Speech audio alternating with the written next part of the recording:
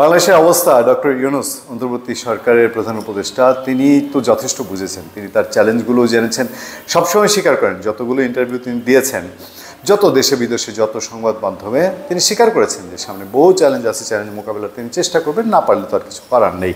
তবে তার ইচ্ছা আছে, আগ্রহ আছে, তিনি তার অন্যকে শক্তি হিসেবে নিয়েছেন।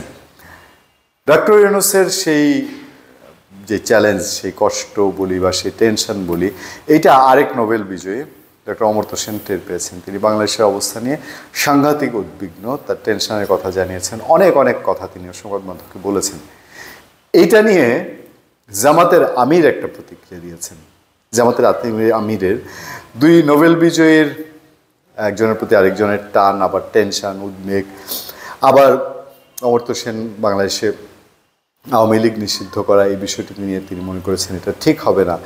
এই সব কিছু নিয়ে জামাতের বক্তব্য থাকতেই পারে, এবং এই সময়ে আলোচিত সংগঠন জামাতে ইসলাম নিশ্চয়ই তার কিছু প্রতিক্রিয়া অমর্ত্য সেনের বক্তব্যের প্রতিক্রিয়ায় যা বলছেন দেখেন।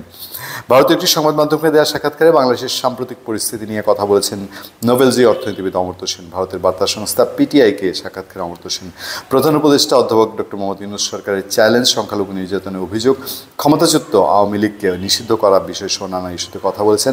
সাক্ষাৎকারে জামাতে ইসলামীর নামও দিয়েছেন তিনি। জামাতে ইসলামী সম্পর্কে অমর্ত্য সেন একটু খোঁজাও দিয়েছেন এবং জামাতে ইসলামীর ধর্মনিরপেক্ষতা বা এইসব বিষয়ে কথা বলেছেন। এই বক্তব্যের প্রতিক্রিয়া জানিয়েছে জামাতে ইসলামীর আমির শফিকুর রহমান। সোমবার নিজের ভেরিফাইড ফেসবুক পেজ থেকে তিনি প্রতিক্রিয়াটি জানান। সাক্ষাৎকারে অমর্ত্য সেন বলেন, বাংলাদেশের বর্তমান পরিস্থিতি তাকে গভীরভাবে প্রভাবিত করেছে অমর্ত্য সেন বলছিলেন, এবং তিনি উদ্বিগ্ন যে দেশটি কিভাবে এই সংকট মোকাবেলা করবে। তিনি জোর দিয়ে বলেন, বাংলাদেশ দীর্ঘদিন ধরে জামাত সহ বিভিন্ন সাম্প্রদায়িক শক্তিকে নিয়ন্ত্রণে রেখেছে এবং দেশটির উচিত নিরপেক্ষতার প্রতিশ্রুতি অব্যাহত রাখা। প্রতিক্রিয়া জামাতের আমির বলেন, ভারতের নোবেল বিজয়ী অর্থনীতিবিদ অমর্ত্য সেন সম্প্রতি বাংলাদেশের অভ্যন্তরীণ ব্যাপারে অনাকাঙ্ক্ষিত নাক গলানোর মতো কথা বলেছেন। জানি না তার বিবেক কোথায়। বাংলাদেশকে সহনশীলতার সবক দেওয়া হোক, প্রয়োজন নেই। তিনি যে দেশে এবং সমাজে বসবাস করেন সেই সমাজের আয়নায় নিজেকে দেখার চেষ্টা করুন।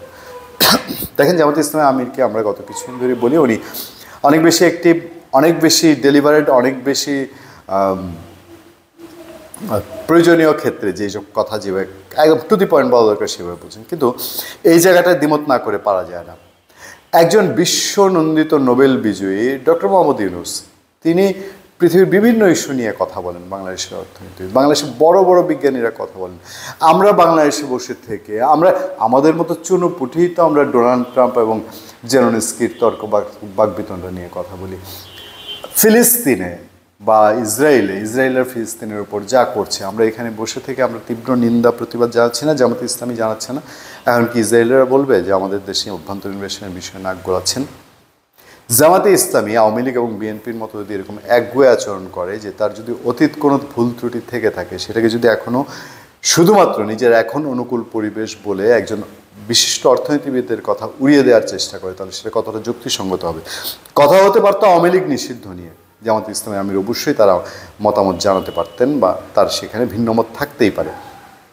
তবে জামাত সম্পর্কে তিনি কিছু বলেছেন কিনা সেটা কতটা সত্য মিথ্যা, টু দি পয়েন্ট একজন বিশ্বনন্দিত নোবেল বিজয়ীর কথার টু দি পয়েন্ট জবাব জামাতে ইসলামী দিবে, সেটাই নিশ্চয়ই প্রত্যাশার বিষয় ছিল। তিনি বলেন, জামাতের আমির জনগণ টানা 15.5 বছর সেকুলারিজমের নামে চরম ভণ্ডামি প্রত্যক্ষ করেছে। তিনি পতিত স্বৈরাচারের পক্ষে খোলামেলা ওকালতি করছেন, যা বিস্ময়কর, অগ্রহণযোগ্য, নিন্দনীয়।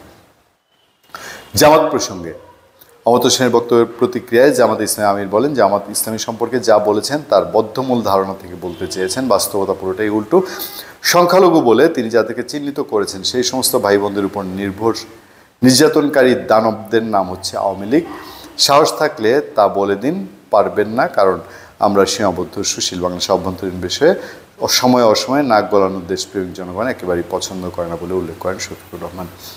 বাংলাদেশের সংখ্যালঘু নির্যাতন নিয়ে বাংলাদেশের পলিটিক্যাল পার্টি কেউই প্রশ্নবিদ্ধ না হয়ে পারে না। আওয়ামী লীগ বলেন, আওয়ামী লীগ খুব দেখায় তো তারা সংখ্যালঘুদের পক্ষে, সংখ্যালঘুরা অনেকটা কমফোর্ট ফিল করে ঠিক, কিন্তু আওয়ামী লীগের বড় বড় ডাকসাইটের নেতা, ইভেন আওয়ামী লীগের সনাতন সম্প্রদায় ধর্মী নেতারাও সংখ্যালঘু সম্প্রদায়ের কত সম্পদ লুট করেছে। বিএনপি 2001-এর দায় আজও কি এড়াতে পারবে? জামাতে ইসলামের পক্ষে অনেক অনেক ঘটনা এরকম ঘটেছে। তারা ইদানিং সংখ্যালঘুদের মধ্যে, বিশেষ করে সনাতন ধর্মাবলম্বীদের মধ্যে তাদের রাজনৈতিক দলের জামাতের একটা সনাতন ধর্মাবলম্বী বা হিন্দু উইং খোলার চেষ্টা করছেন। কিন্তু এর আগের ইতিহাস, 71-এর ইতিহাস, এগুলো তো প্রশ্নবিদ্ধ থেকেই যাবে। সুতরাং নিজের ভুল ত্রুটি, অতীত ভুল ত্রুটিটা ঝেড়ে এসে সামনে আগানোটাই বোধহয় মঙ্গলজনক। ধন্যবাদ সবাইকে, ভালো থাকবে, সুস্থ থাকবেন। আপনাদের সাথে আমি আতিক রহমান পূর্ণিয়া।